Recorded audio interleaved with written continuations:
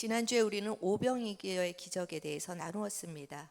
그 어린아이가 가지고 있는 작은 도시락, 어른의 도시락도 아니고 어린아이가 먹을 만한 그 작은 도시락을 가지고 주님께서 무려 2만여 명을 먹이신 사건.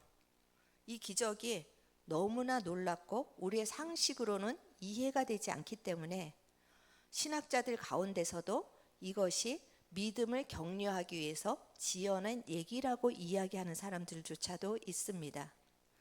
여러분은 이런 기적을 읽으실 때 이 하나님이 행하신 그 놀라운 이런 현상을 보실 때 정말 믿으십니까?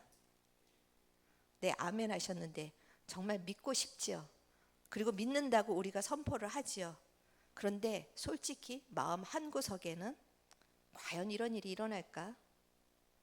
그렇게 어느 정도는 그것에 대해서 우리가 무의식적으로 제한하고 있는 마음들이 있다라는 것입니다. 그런데 이 사건이, 오병이어의 사건이 비록 예수님이 행하신 이 사건만은 아닙니다. 구약에서도 이런 사건을 하나님께서 행하셨는데 어떤 사건인지 떠오르십니까? 도무지 오리무중 무엇인지 모르겠다 하는 표정을 짓는 분들도 계시는데 이 정도 신앙생활 하셨으면 딱 나와야죠. 네, 만나 사건.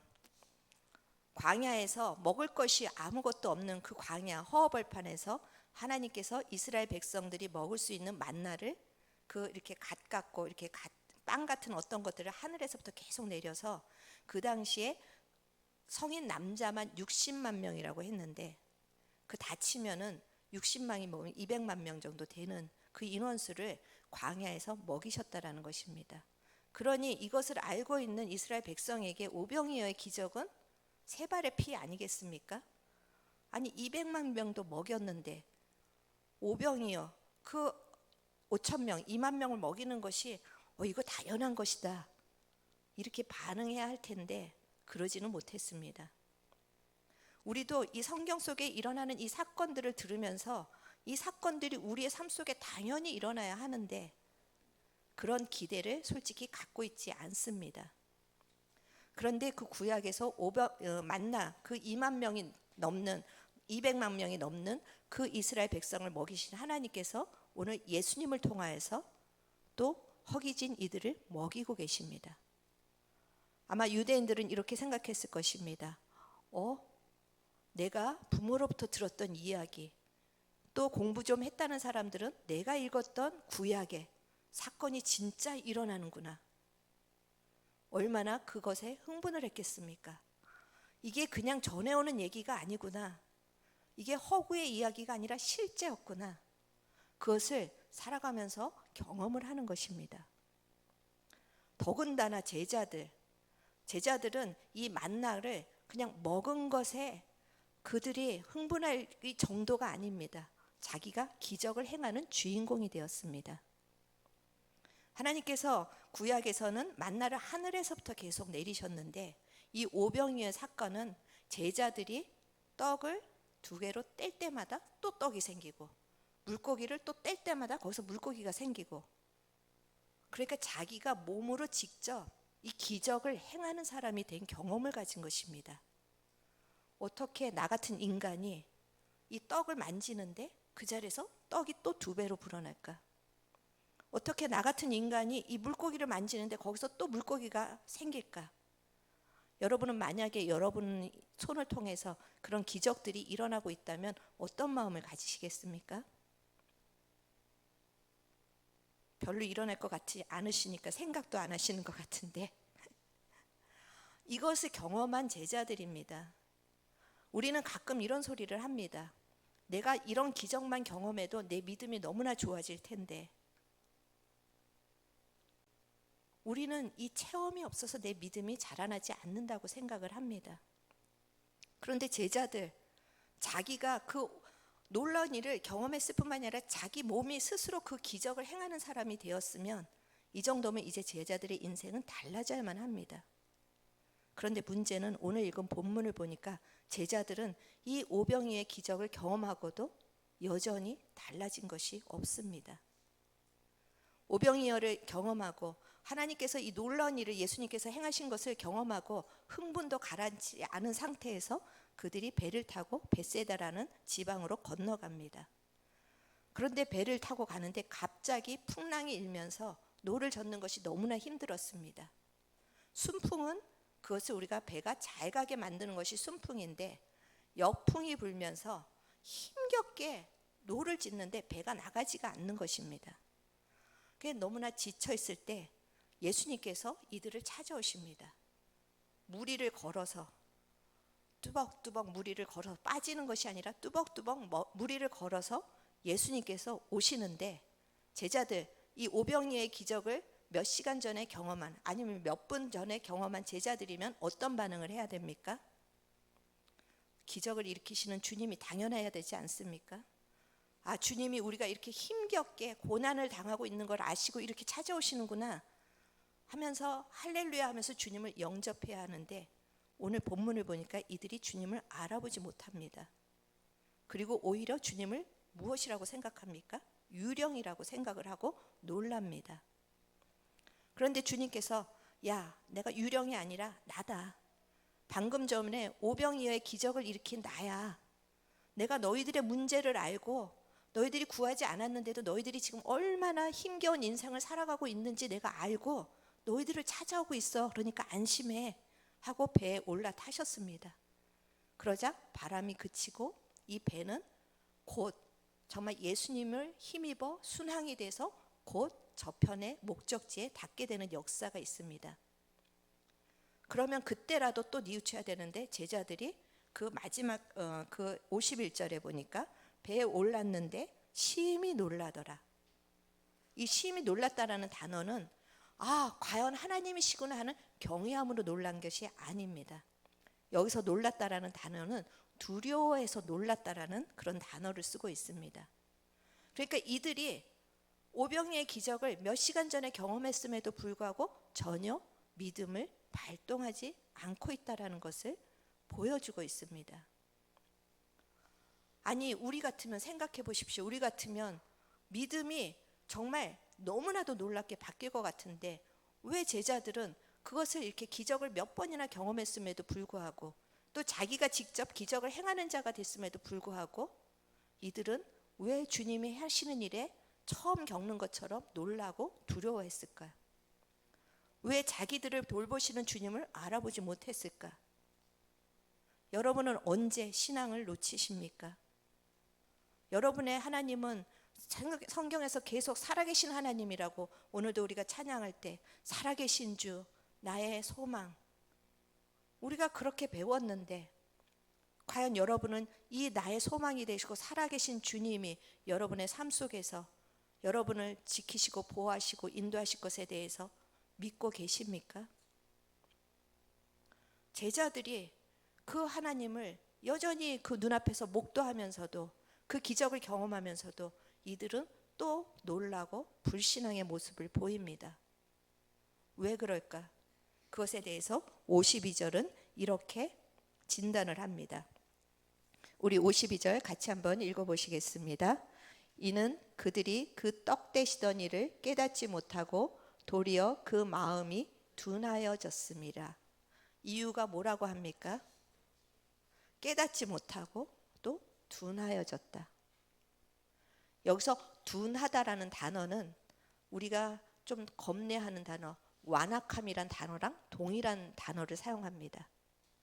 그 바리새인들의 완악함, 예수를 믿지 않는 사람들의 완악함, 그것이 지금 제자들에게는 둔하다라고 표현하고 있지만 동일하다라는 것입니다.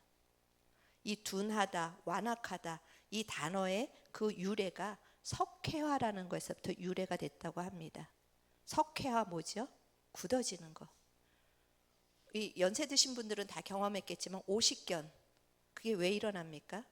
이 관절에 석회화가 돼서 굳어져서 이전에는 팔을 자유롭게 움직였는데 팔 움직이는 게 힘들고 그 석회화가 되면 될수록 팔을 전혀 못 움직이는 상황, 손을 들고 싶어도 들지 못하고 이게 지금 제자들에게 일어나고 있다라는 것입니다. 얼마 전에 풍랑을 잠재우신 예수님을 경험하고 바로 몇 시간 전에 따끈따끈한 오병이어의 기적을 경험했는데 이 제자들의 믿음이 석회화가 돼서, 그 마음이 석회화가 돼서 그 예수님을 알아보지도 못하고 예수님이 자기네 삶 속에서 은혜 베푼 것을 기억하지도 못하고 있다라는 것입니다. 우리도 주님께서 얼마나 지금까지 돌아보면 많은 삶 속에서 우리에게 은혜 주신 부분이 얼마나 많이 있습니까? 그런데 날마다 은혜를 받지 않은 자처럼 행동할 때가 참 많이 있습니다. 주님은 이 마음의 둔함에 대해서, 이 마음의 완악함에 대해서 굉장히 책망을 하십니다. 마가복음 3장 5절에서 보면 주님이 그 마음의 완악함을 탄식하시고 분노하셨다고 합니다. 또 마가복음 16장 14절에서는 그들의 믿음 없는 것과 마음이 완악한 것을 꾸짖으셨다. 주님은 죄인이 주님 앞에 나가는 것에 대해서 책망하신 적이 없습니다. 간음하다가 그 자리에 걸린 그 간음한 여인을 향해서도 사람들이 돌을 던질 때 내가 너를 정죄하지 않는다라고 말씀하신 분입니다. 그런데 이 마음에 굳어진 것에 대해서, 마음이 둔한 것에 대해서는 꾸짖으시고 분노하시고 책망하고 계시다라는 것입니까? 왜냐하면 이 굳어진 마음에는 주님이 역사하실 수가 없습니다. 이 굳어진 마음, 우리가 식빵을, 수분이 다 말라서 식빵이 딱딱해진 상태가 이 굳어진 마음의 상태인데, 식빵이 정말 두고두고 그 수분이 다 말라서 딱딱해지면 어떻습니까? 이빨도 들어가지 않습니다. 그처럼 우리의 마음이 둔해지면 주님의 은혜가 들어올 틈이 없습니다. 주님이 아무리 은혜를 베푸셔도 그것을 기억할 수도 없습니다. 그렇기 때문에 주님은 우리의 마음이 둔해진 것, 우리의 마음이 굳어진 것, 그것에 대해서 굉장히 다뤄지기를 원하시고 책망하신 것입니다. 우리는 바리새인들처럼 마음이 근본적으로 완악하면 고침을 받았습니다. 죄인은 근본적으로 예수님을 마음에 두기 싫어합니다. 하나님의 말씀을 대적하기를 정말 밥 먹듯이 합니다.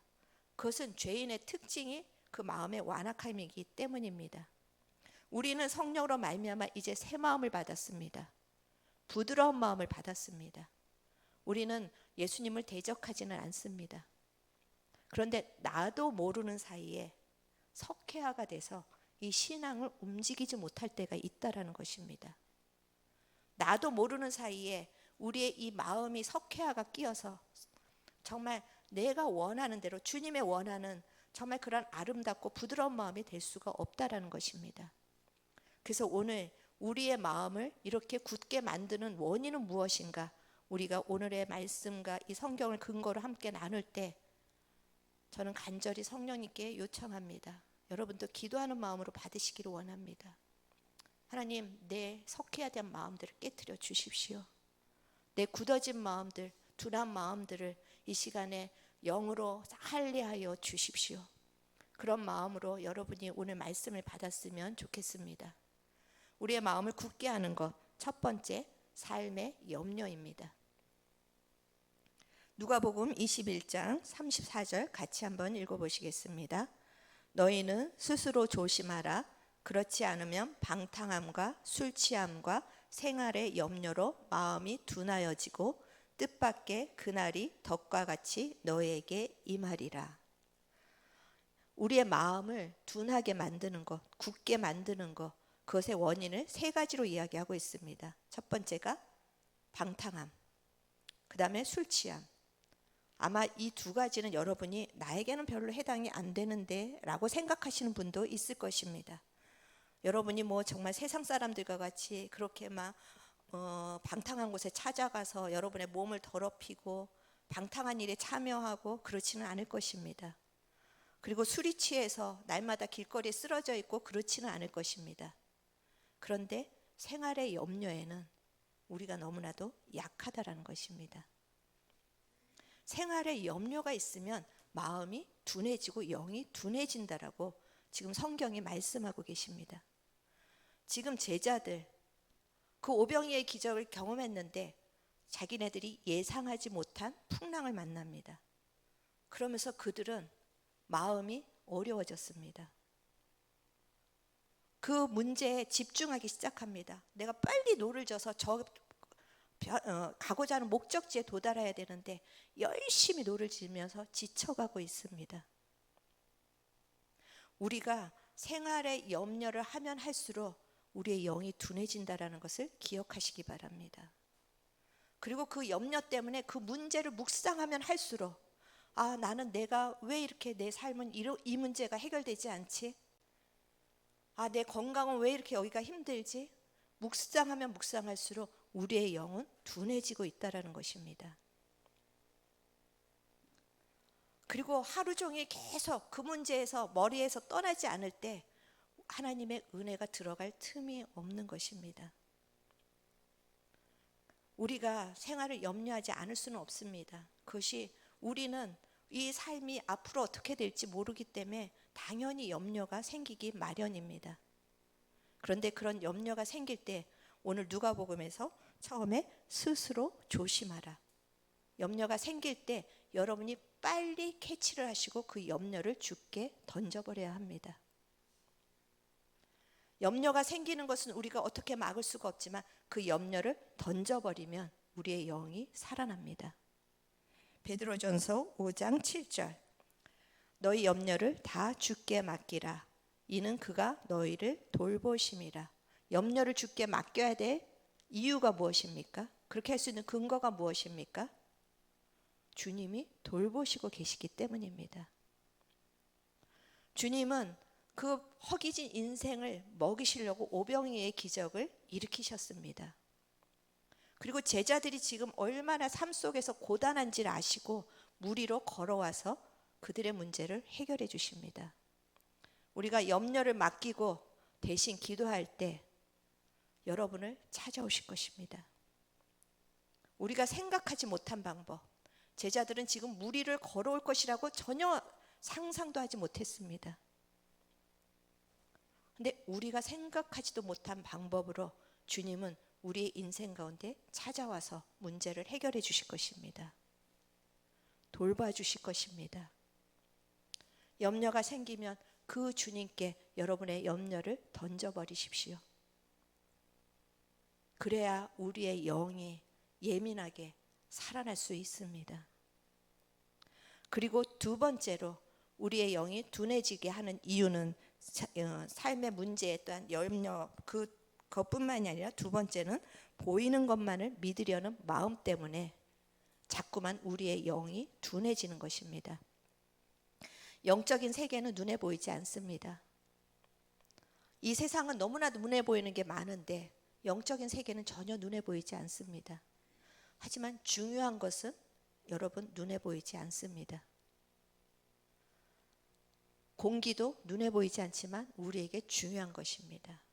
사랑이라는 것도 눈에 보이지 않지만 인생이 살아가는데 가장 중요한 그것이 덕목입니다.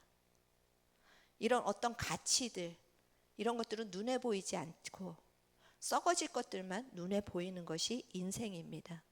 그런데 우리는 이 눈에 보이지 않는 것에 대해서 자꾸 잊어버리기가 쉽다라는 것입니다. 지금 제자들이 왜 그 오병이의 기적을 경험하고도 예수님을 그렇게 쉽게 잊어버렸을까? 그것도 몇 달도 아닌데. 왜냐하면 그들의 배에 예수님이 타고 계시지 않았기 때문입니다.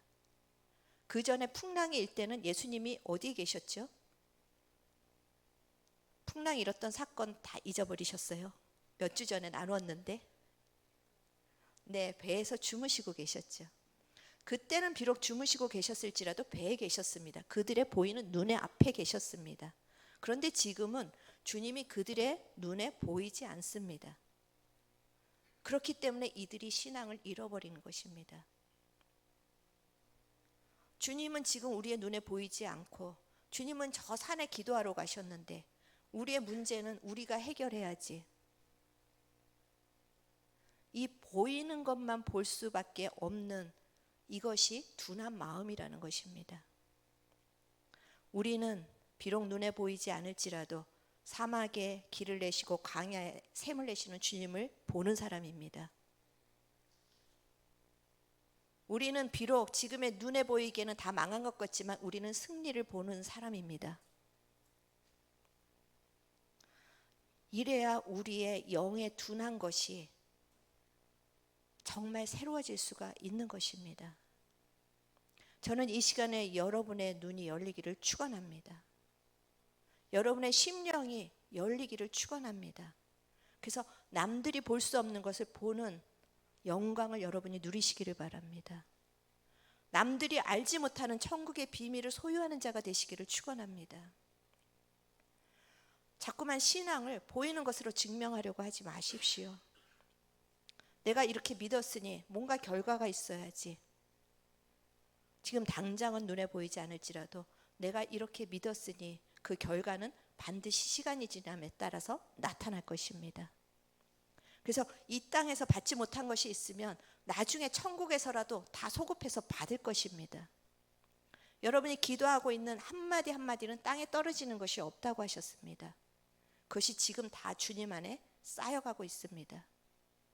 그리고 주님은 그것을 통하여서 계속해서 여러분의 문제 속에 걸어오고 계십니다. 여러분의 인생 속에 걸어오고 계십니다. 여러분의 인생 속에 문제 속에 걸어오고 계시는 주님을 이 시간에 보시기를 바랍니다.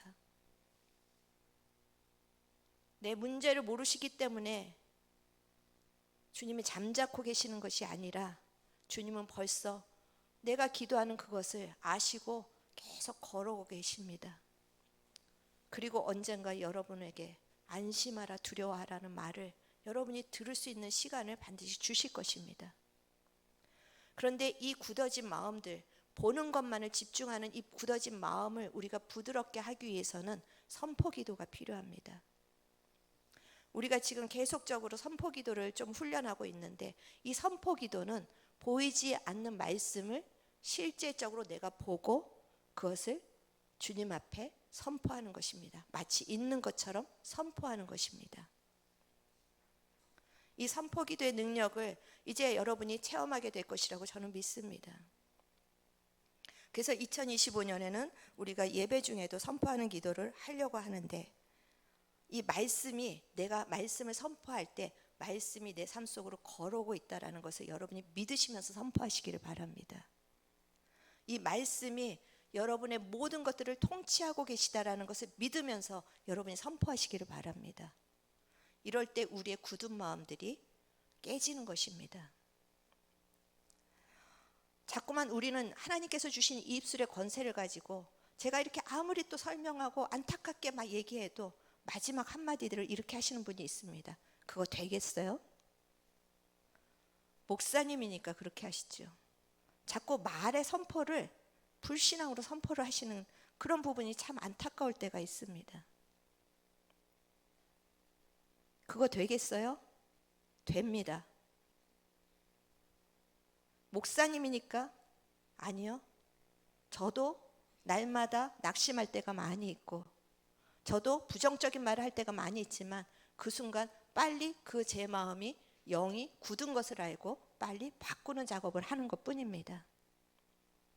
여러분이 이 말씀을 받은 것처럼 보고 말씀이 이루어질 것처럼 보고 선포한 것, 그것들을 여러분이 반드시 열매로 나타나는 날이 있을 것이라고 생각합니다.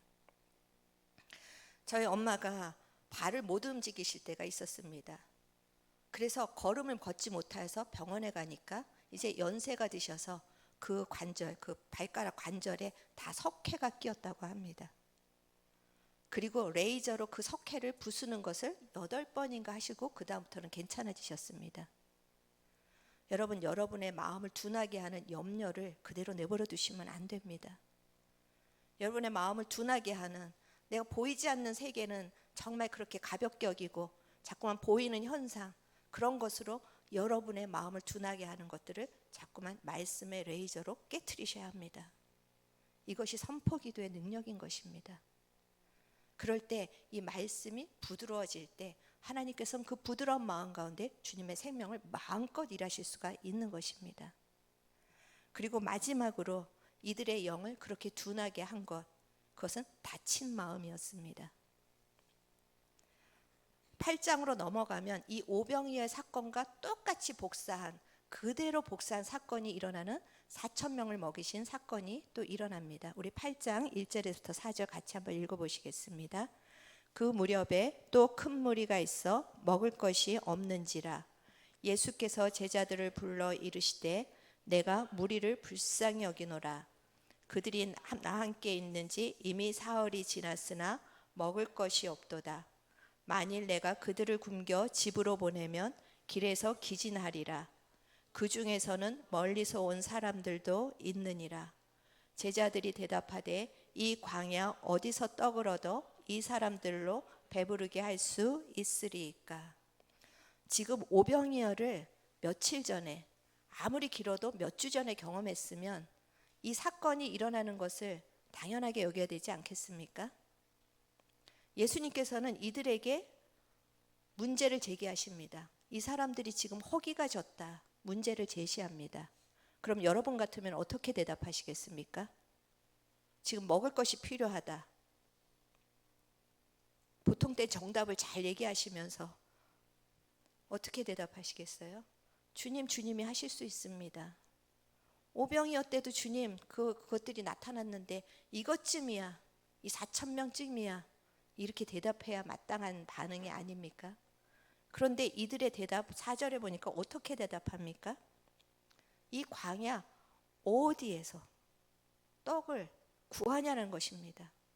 이 광야 어디에서 이 사람들을 배부르게 하겠다는 것이냐입니다. 당연히 주님으로부터 이 대답이 나와야 되는데 어디에서요? 뭐 정말 조금 비속어로 세대가리도 아니고 어떻게 그 사건을 잊어버릴 수가 있습니까? 어떻게 그 사건 속에서 주님이 역사하신 것을 잊어버릴 수가 있습니까? 그 이유가 이 기적은 지금 이방인의 땅에서 행하시고 있다는 것입니다. 이들이 이방인에 대해서는 다친 마음이 있었습니다. 유대인들은 전에도 얘기했지만 이방인들을 어떻게 여긴다고요?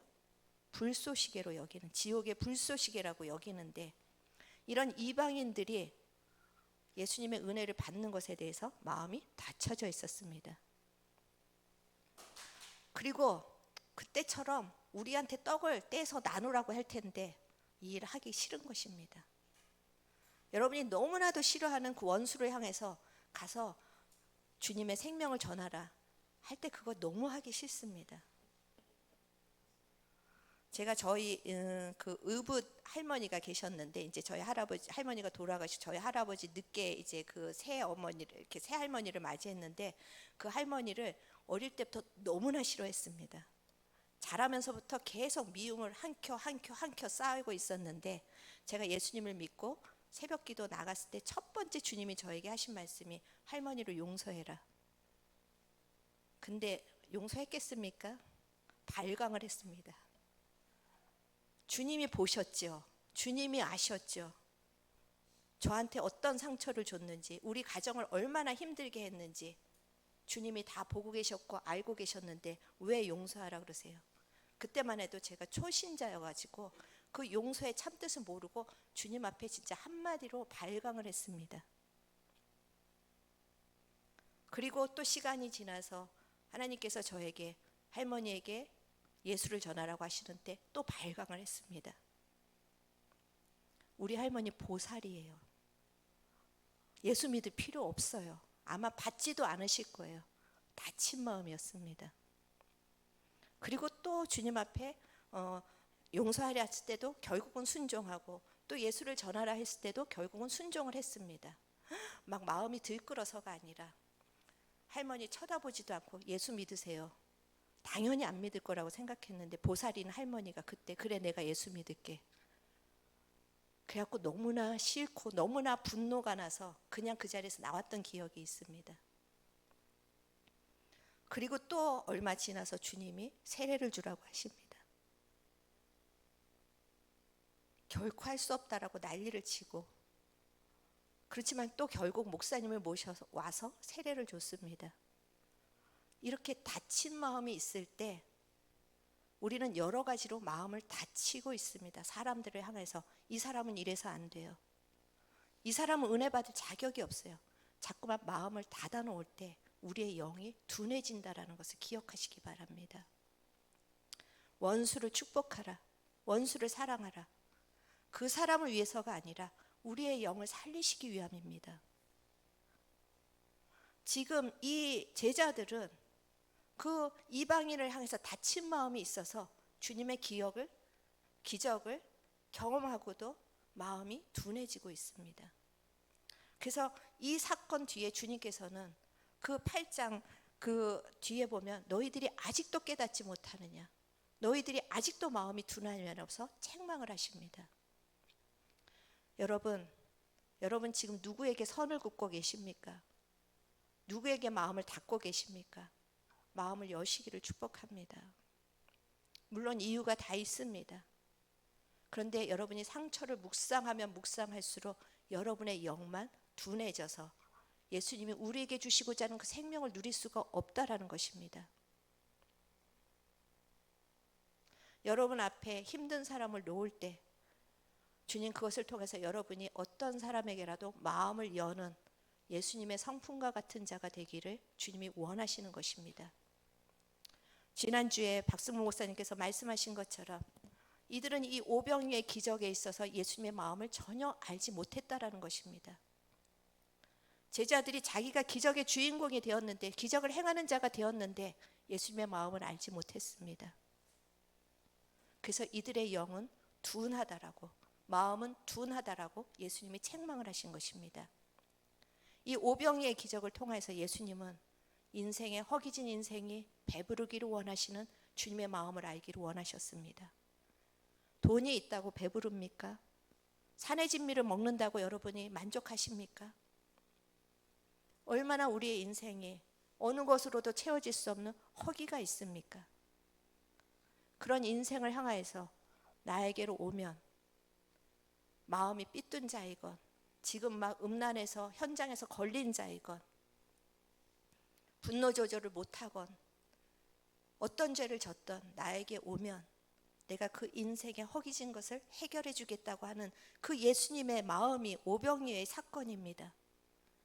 그런데 그 기적은 체험하면서 그 마음을 체험하지 못하기 때문에 제자들은 그 신앙이 뒤돌아서면 잊어버리고 신앙이 능력을 발휘하지 못하는 것입니다. 여러분, 신앙의 해가 거듭될수록 여러분 마음이 넓어지고 있습니까? 여러분이 성경 공부를 하면 할수록 저 사람은 이래서 안 되고 이렇게 살아야 되고, 그렇다면 여러분의 영이 둔한 것입니다. 우리가 신앙의 횟수가 더할수록 우리의 영이 주님 앞에 살아있다라는 증거는 하나님을 향해서도 열린 마음을 가지고 있고 사람을 향해서도 열린 마음을 가지고 있는 것입니다. 신앙에 우리 안에 이 기경이 없으면 신앙을 가지면 가질수록 자기만의 색깔이 생깁니다. 이건 옳은 거야, 저건 그른 거야. 그래서 더 편을 가릅니다.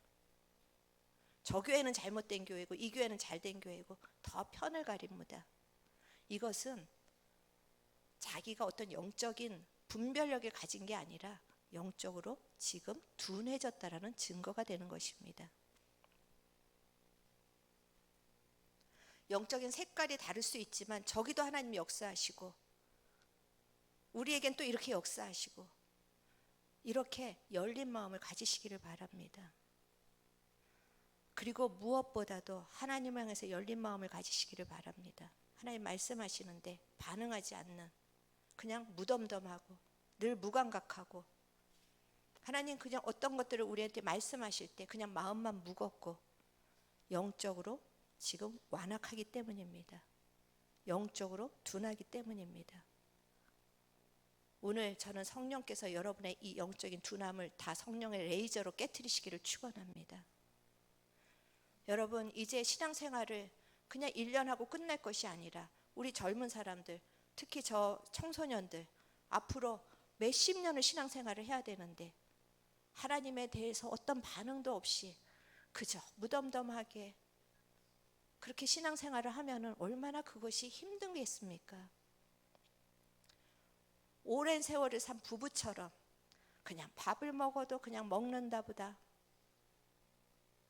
그저 좋은 일도 없고 뭘 해도 서로 즐겁지 않고 그냥 겨우겨우 살아가고, 우리 신앙생활마저 이렇게 된다면 이것이 무슨 우리에게 생명을 주는 신앙이겠습니까? 하나님께서는 오늘 우리 성도들의 그 모든 굳어진 것들을 깨트리실 것입니다. 호세아 10장 12절 같이 한번 읽겠습니다. 너희가 자기를 위하여 공의를 심고 인애를 거두라.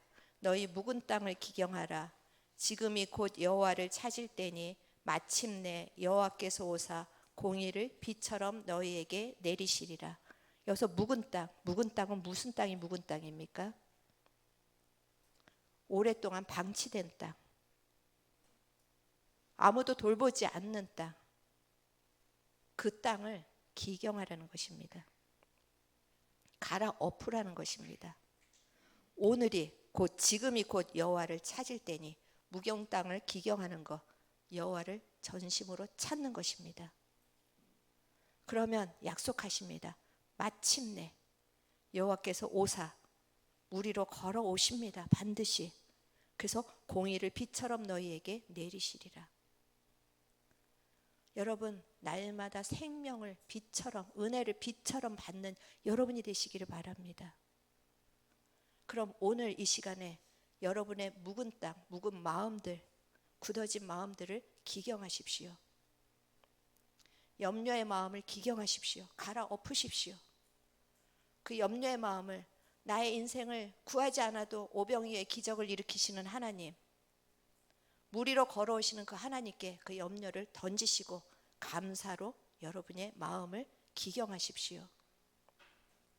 보이는 것으로만 믿겠다, 내 삶에 어떤 믿음의 증거가 나타나기를 원한다, 그런 굳어진 마음들을, 주님, 나는 보이지 않는 주님의 나라를 향해서 걸어가는 사람입니다, 그렇게 기경하시기를 바랍니다.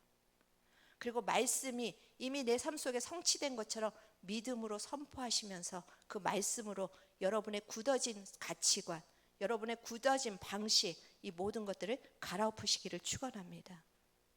그리고 무엇보다도 하나님을 향해서 닫혀있는 마음들, 하나님이 나에게 뭐 은혜를 주시겠어? 나는 하나님의 음성을 듣지도 못해. 이런 여러 가지 닫혀있는 마음들이 이 시간에 갈아엎어지기를 바랍니다. 여러분은 하나님을 만나실 수 있는 분입니다. 내 양은 내 음성을 듣나니, 여러분이 하나님의 음성을 들으실 수 있는 분입니다. 내 자녀를 내가 돌보겠다. 여러분은 하나님의 돌보심을 받는 자들입니다. 보이지 않는다고 여러분이 하나님을 부인하지 않으시기를 바랍니다. 보이지 않는다라고 여러분이 자꾸만 여러분의 부정적인 말들로 여러분의 묶은 땅, 단단한 땅이 되어서 하나님의 은혜를 튕겨나가게 하시는 어리석은 땅이 되지 않기를 축원합니다. 그리고 사람을 향해서, 얼마나 많은 사람을 향해서 여러분이 닫혀져 있습니까? 저도 마찬가지입니다. 어떤 때는 사람 냄새가 싫을 때도 있습니다.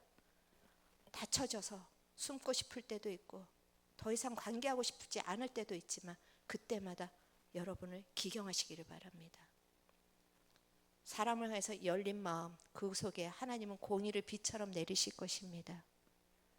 저희는 저희 공동체가 어떠한 사람이 와서 저 사람만은 우리 공동체에서 좀 안 왔으면 좋겠다는 사람들조차도 우리가 열린 마음을 가질 때 그곳에 하나님의 공의가 비처럼 임하는 교회가 되기를 축원합니다. 그곳에 하나님의 생명이 역사하는 교회가 되기를 주님의 이름으로 축원합니다.